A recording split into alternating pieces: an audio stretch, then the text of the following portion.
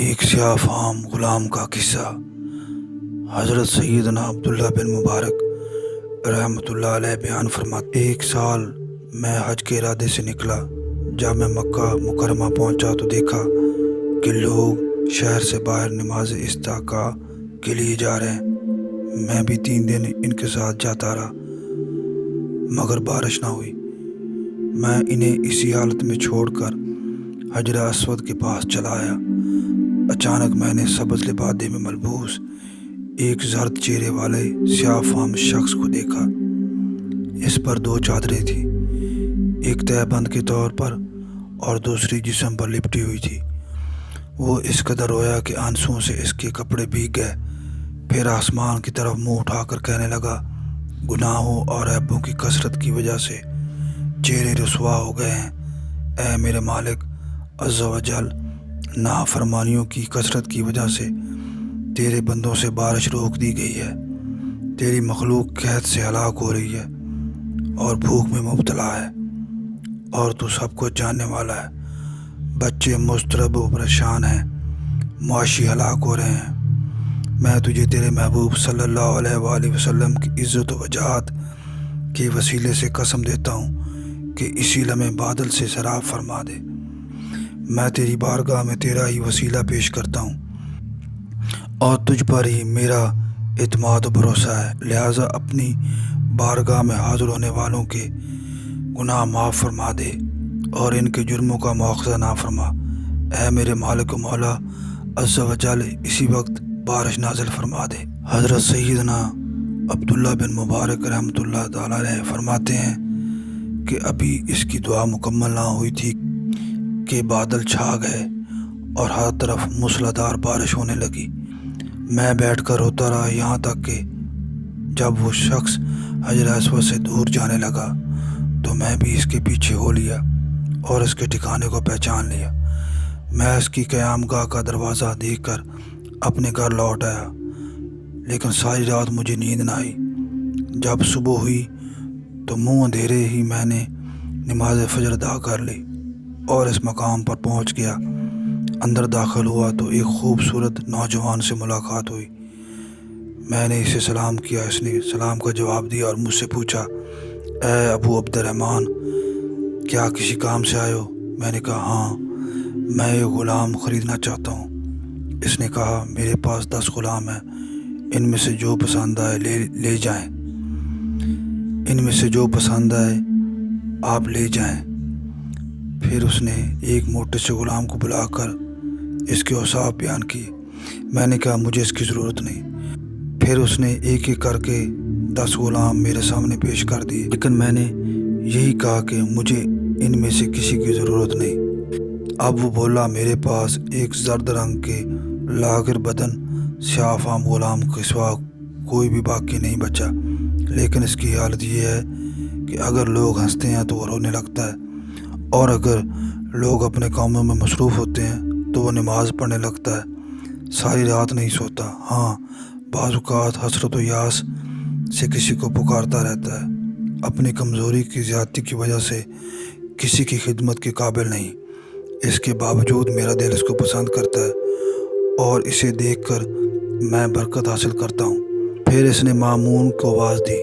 جب وہ غلام باہر آیا تو میں نے اسے دیکھ کر پہچان لیا کہ یہ وہی شخص ہے۔ میں نے کہا، میں یہی غلام خریدنا چاہتا ہوں۔ وہ نوجوان بولا، میں تو اس کو بیچنے کی کوئی وجہ نہیں پاتا۔ میں نے پوچھا، تم اسے کیوں نہیں بیچنا چاہتے؟ وہ نوجوان بولا، میں اس سے مانوس ہو گیا ہوں اور اس کو دیکھ کر برکت حاصل کرتا ہوں۔ اس کے ساتھ ساتھ مجھے اس پر کچھ خرچ بھی نہیں کرنا پڑتا۔ اللہ عز و جل کی قسم، یہ میرے پاس چراغ کی رسی کو بٹ کر اور کھجور کے پتوں سے کچھ بنا کر اس کے عوض ہی کچھ کھاتا ہے اور اس کے بغیر کھانا بھی نہیں کھاتا۔ نصف دانک یعنی درہم کے چھٹے حصے کے بدلے کام کرتا ہے۔ اگر کوئی چیز بیک جائے تو کھانا کھا لیتا ہے، ورنہ بھوکا ہی رات بسر کرتا ہے۔ میرے دوسرے غلاموں نے مجھے بتایا ہے کہ یہ ساری رات عبادت کرتا ہے۔ یہ سن کر میں نے کہا، اللہ عز و جل کی قسم، اگر تم نے یہ غلام مجھے نہ بیچا تو میں حضرت سفیان ثوری، حضرت سیدنا فضیل بن عیاض کو ساتھ لے آؤں گا۔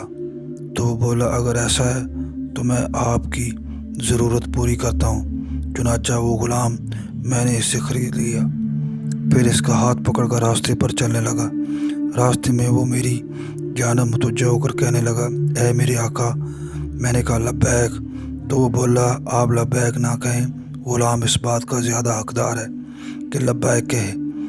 پھر کہنے لگا میں اللہ عز و جل کی قسم دے کر آپ سے پوچھتا ہوں کہ بتائیں آپ نے مجھ جیسے کمزور ناتواں غلام کو کیوں خریدا، حالانکہ میرے مالک نے مجھ سے زیادہ عمدہ غلام آپ کے سامنے پیش کیے تھے، اور میں تو کسی کی خدمت کرنے سے بھی قاصر ہوں۔ میں نے اسے کہا اللہ عز و جل کی قسم میں تیرا خادم بن کر رہوں گا اور تجھ سے اپنا کوئی کام نہیں لوں گا۔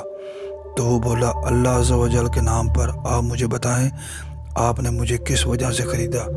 تو میں نے اس کو گزشتہ واقعہ بتا دیا۔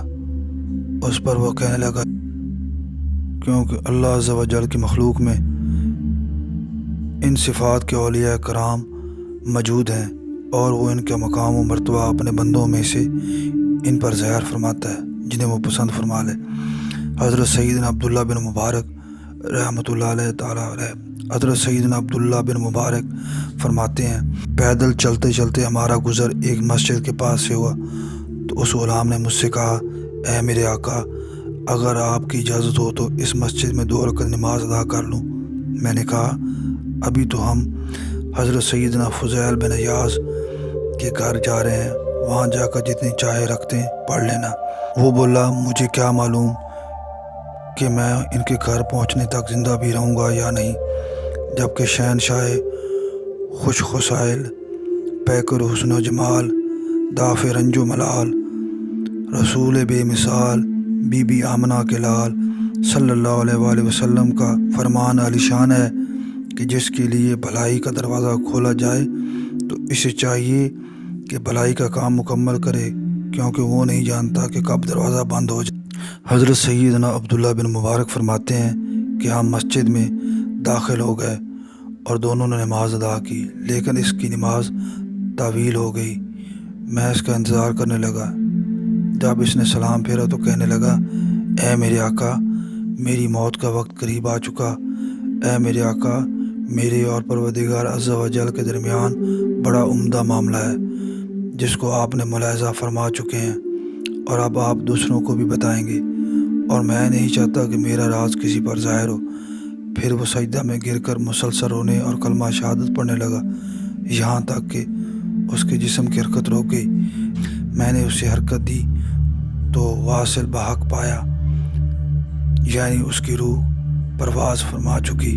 سیدنا عبداللہ بن مبارک فرماتے ہیں میں اس کو وہیں چھوڑ کر حضرت سیدنا فضیل اور حضرت سیدنا سفیان کو بلا لایا۔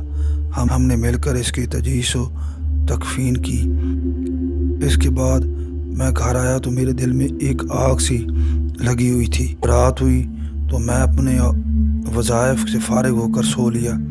خواب میں اچانک وہی غلام مامون ریشم کے 2 شملوں میں ملبوس میرے پاس آیا۔ وہ مسکرا رہا تھا اور اس کے ہاتھ میں کوئی چیز تھی۔ مجھے سلام کر کے کہنے لگا اے میرے آقا جب میں تمام آقاؤں کے آقا اللہ عز و جل کی بارگاہ میں حاضر ہوا تو میں نے کھل کر اپنا حال بیان کیا اور یہ بھی عرض کیا کہ آپ نے بغیر کسی نفع و خدمت کے مجھے خریدا۔ تو میرے پروردگار عز و جل نے ارشاد فرمایا اے مامون میں پوشیدہ و مخفی باتوں کو جانتا ہوں اور دلوں میں چھپی باتوں سے باخبر ہوں۔ عبداللہ بن مبارک نے محض میری رضا کی خاطر تجھے خریدا تھا، لہٰذا میں نے تیرے سبب اور میری بارگاہ میں تیرے مقام و مرتبہ کے وجہ سے اسے جہنم کی آگ سے آزاد کر دیا۔ پھر غلام نے کہا اے میرے آقا آپ نے میری جو قیمت ادا کی تھی یہ لیں۔ حضرت سیدنا عبداللہ بن مبارک رحمۃ اللہ علیہ فرماتے ہیں میں رونے لگا اور جب بیدار ہوا تو دیکھا کہ وہ درہم میرے ہاتھ میں ہے۔ اللہ عز و جل کی قسم جب بھی مجھے مامون کی یاد آتی تو اس کی جدائی پر رونے لگتا ہوں۔